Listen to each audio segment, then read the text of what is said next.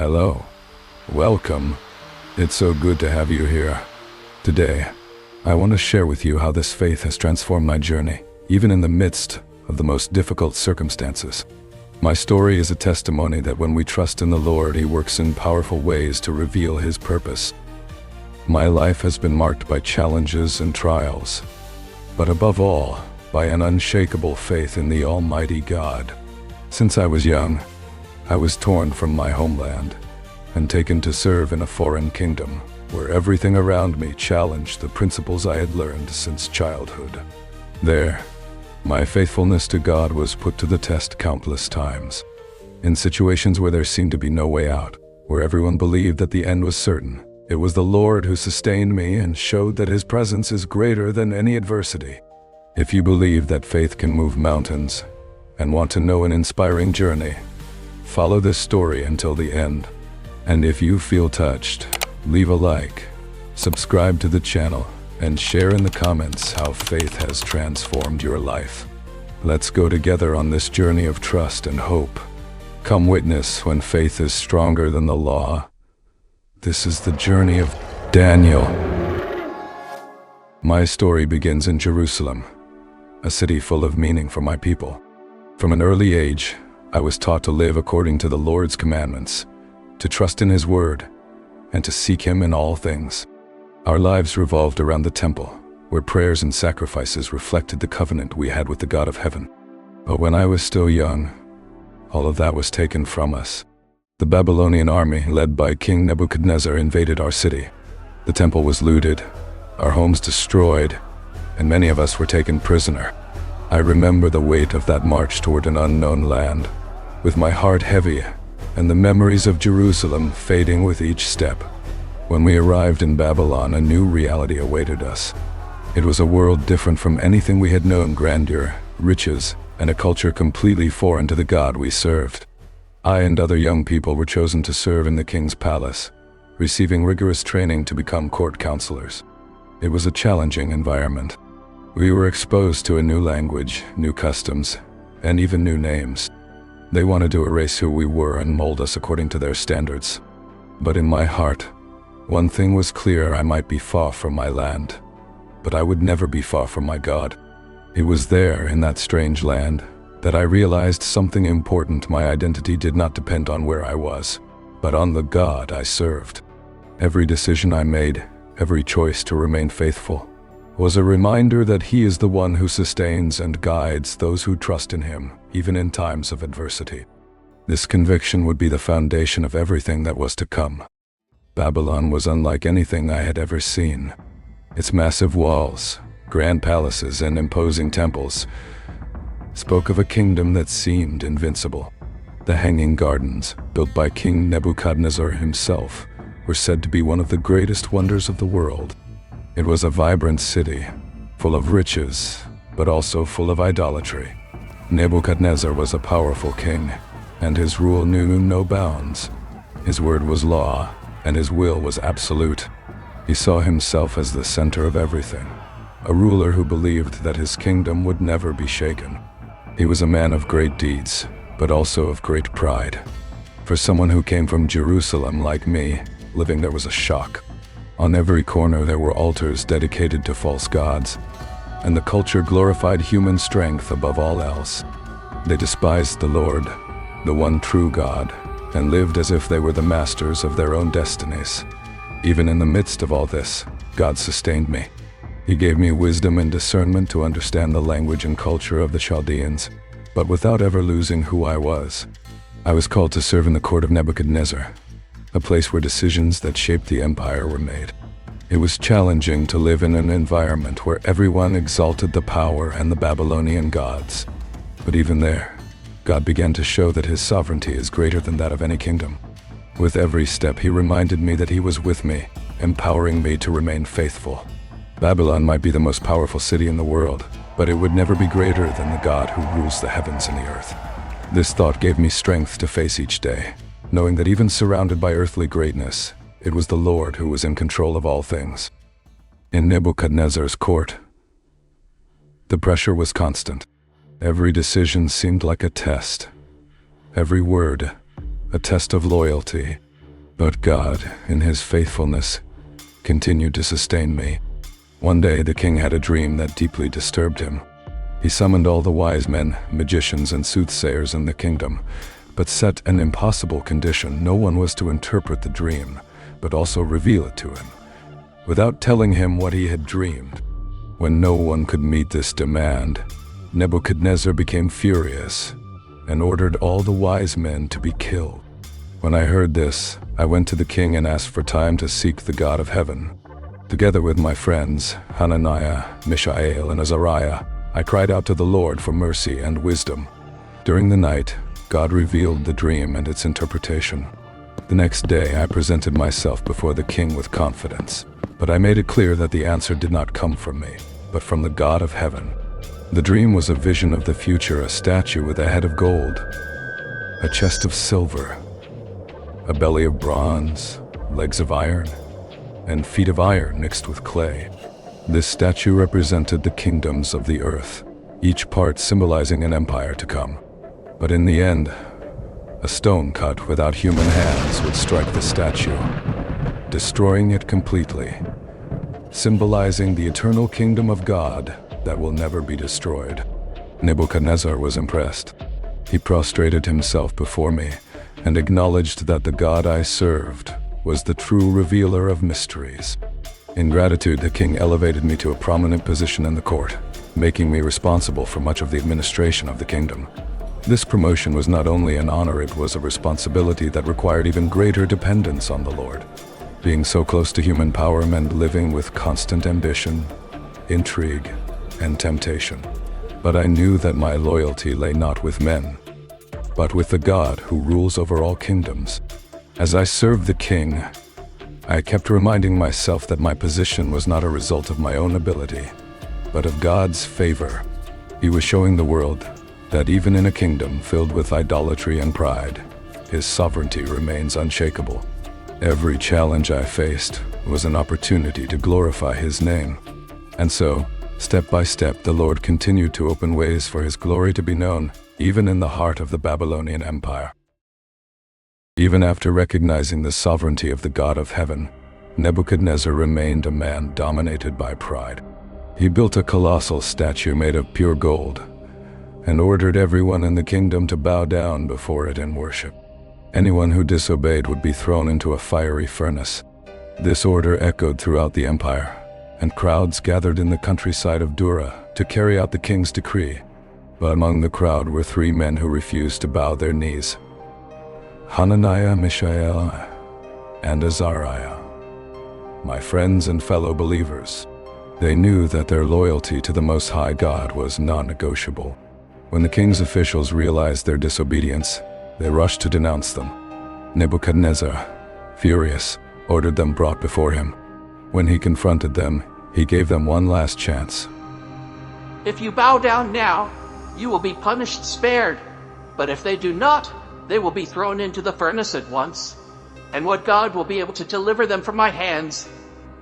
Their response was courageous and full of faith. They said, O king, we do not need to defend ourselves before you. If we are thrown into the fiery furnace, the God we serve can deliver us. But even if he does not deliver us, we want you to know that we will never serve your gods or worship the image you have set up. This statement sealed their fate. Nebuchadnezzar, overcome with anger, ordered the furnace to be heated 7 times hotter than usual. The soldiers tied up my friends and threw them into the fire, but the heat was so intense that it consumed the men who threw them in. What happened next was something no one expected. As the king watched the furnace, he stood up in astonishment and asked his advisors. Weren't there 3 men we threw tied up into the fire? They answered, Yes, O king. Then Nebuchadnezzar exclaimed, I see 4 men unbound walking in the fire, and the 4th looks like a son of the gods. The king approached the furnace and shouted, Shadrach, Meshach, and Abednego, servants of the Most High God, come out and come here.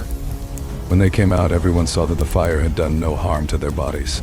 Their clothes were intact, and not even the smell of smoke was on them. Nebuchadnezzar could not deny the power of the God of Israel. He declared, Blessed be the God of Shadrach, Meshach, and Abednego, who sent his angel and rescued them.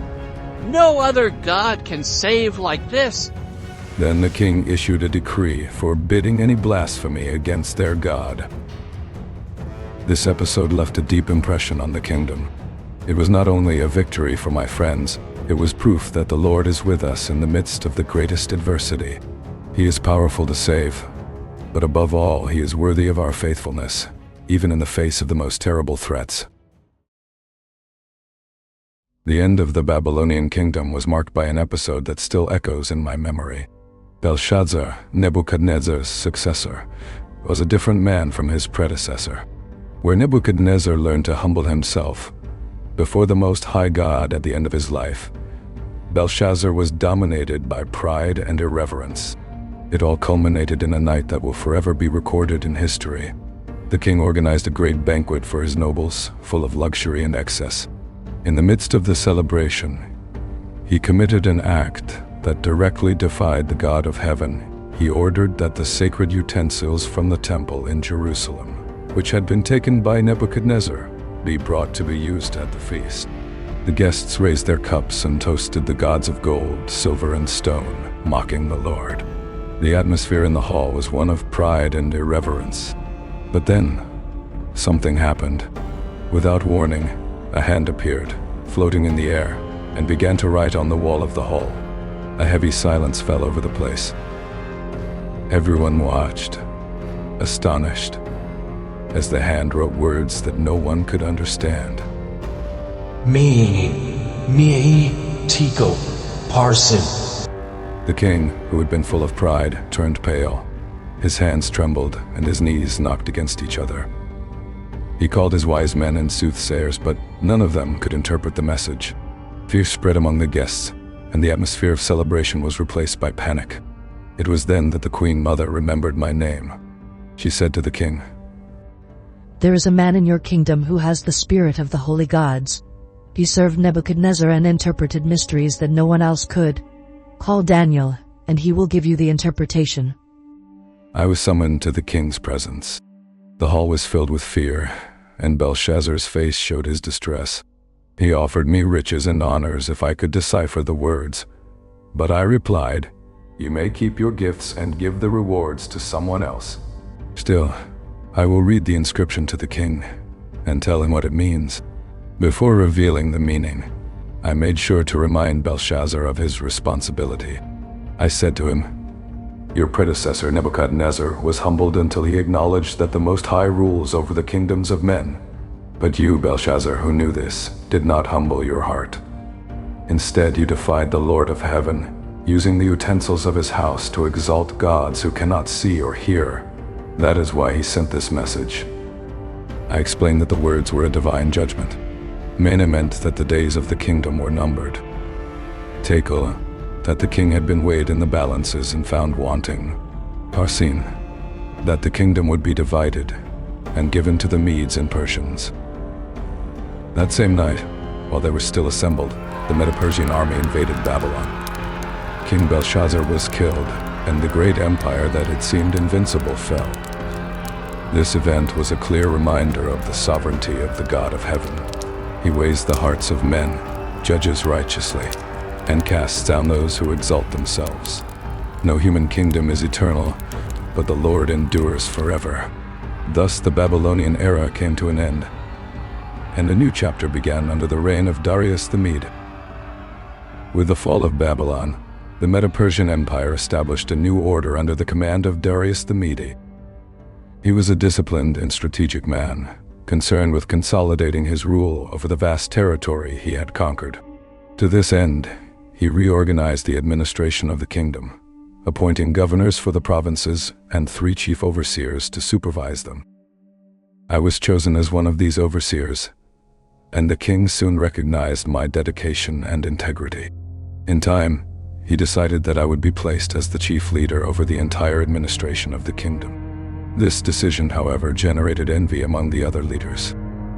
They could not accept that someone like me, an exile from Judah, should occupy such a high position. Envy led to conspiracy. The governors and satraps began to look for flaws in my conduct. trying to find something that could compromise me. They searched my administration, but found nothing. My life was guided by the fear of Lord, and I did my work honestly. Frustrated, they decided to use my faith as a weapon against me. They got together and devised a cunning plan. They knew that I was faithful to the Most High God, and that my practice of praying 3 times a day would not change, no matter the circumstances. So they approached the king with a proposal that seemed flattering. O King Darius, all the governors and officials of the kingdom have agreed that you should issue an irrevocable decree for 30 days. No one may make petitions to any god or man except you, O king. Anyone who disobeys will be thrown into the lion's den. Darius, not realizing the true intention behind the plan, approved the decree. The idea of consolidating his authority and receiving undivided worship seemed in line with the interests of the kingdom. Thus, the decree was sealed according to the laws of the Medes and Persians, which could not be changed. When I heard about the decree, I immediately understood what was happening. It was a trap, but my loyalty to the Lord was non-negotiable. My prayer was not just a habit, it was the foundation of my life. It was not something I could give up, not even for 30 days. I continued to pray as I always did. 3 times a day, I knelt in my room, with the windows open toward Jerusalem, and sought the Most High God. I did not hide my faith because I knew that the Lord, who had sustained me thus far, would continue to be with me no matter what happened. The conspirators were alert, waiting for the right moment to act. When they saw me praying, they ran to the king and said, O king, did you not say that anyone who petitions another god or man will be thrown into the den of lions? For Daniel, one of the exiles from Judah, has disobeyed your decree and continues to pray to his God. When Darius heard this, he was deeply distressed. He liked me and knew he had been deceived.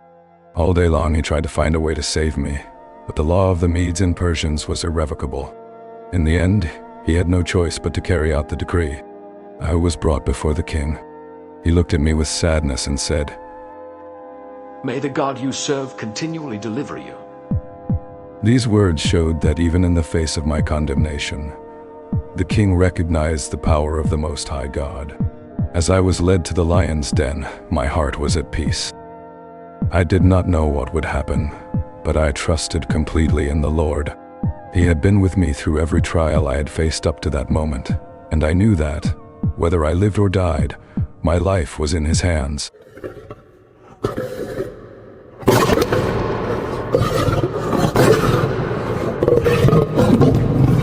When I was led into the lion's den, the sound of the stones sealing the entrance echoed like a final sentence. The lion's roars cut through the silence of the night, shaking the floor of the den. Their eyes shone in the darkness like living torches, and their enormous bodies moved around me with a force that made the ground vibrate. I knew I was surrounded by hungry creatures, ready to attack at any moment. But as I stared into the darkness and felt the heat of their breath, something greater filled my heart, a peace that could only come from the Lord. Then I fell to my knees and prayed. It was at that moment that the atmosphere changed. Suddenly, a soft, powerful light illuminated the den, dispelling the darkness. Before me appeared the angel of the Lord, resplendent, with a presence that was both majestic and calming. He stood between me and the lions, stretching out his hands. The lions, who until then had been, they were agitated. They became immediately submissive. One by one, they lay down on the ground, their heads resting on their paws, as if they had been tamed by an invisible force. The roaring that had previously echoed through the cave ceased, replaced by a deep, reverent silence. The angel did not say a word, but his presence was a powerful statement. God was with me. He remained there, motionless, watching all night. His light, though soft, seemed to dispel all fear, filling the cave with a sense of security that contrasted with the danger that surrounded me. I spent the entire night in peace. I could hear the slow breathing of the lions, who were now calm, as if sleeping. The angel remained at my side, a reminder that the God I served not only heard my prayers, but intervened directly and powerfully. Meanwhile, in the palace, Darius was consumed with guilt and worry. He could not rest.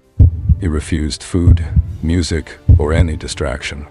He spent the night in silence, desperately hoping that dawn would bring some news of deliverance. As the sun began to rise, I heard hurried footsteps outside. It was the king. His anxious voice cut through the silence of the cave. Daniel, servant of the living God, has the God you serve continually been able to deliver you from the lions? I immediately responded, "O king, live forever." My God sent his angel, and he shut the lions' mouths. They have not harmed me, for I have been found innocent before him, and before you. The entrance was opened, and daylight flooded the cave. I was taken out by the guards, and all who were present witnessed the impossible. There was not even a scratch on my body. Darius' eyes filled with astonishment. He looked at me as if he recognized that something supernatural had happened. Without hesitation, he ordered that the men who had plotted against me be thrown into the pit. Before they even touched the ground, the lions attacked them furiously. The pit fell silent again. But what happened there was more than a personal victory. It was a demonstration of the power of the Most High God before the entire Medo-Persian kingdom. When I was pulled out of the pit, there was not a single scratch on my body. The guards and counselors around me were astonished.